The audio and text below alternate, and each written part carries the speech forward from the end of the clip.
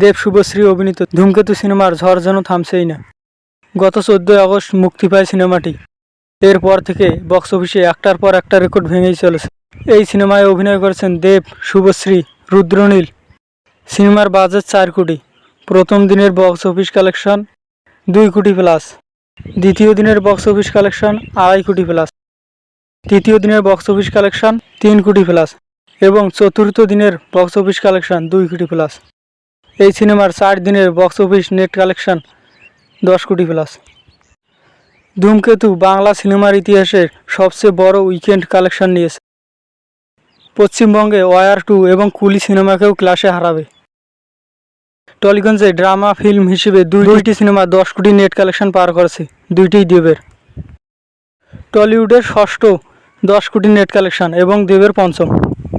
শুভশ্রীর ক্যারিয়ারের প্রথম 10 কোটি নেট কালেকশন। ধূমকেতু টলিউডের একমাত্র সিনেমা যা 4 দিনে ব্লকবাস্টার হয়েছে।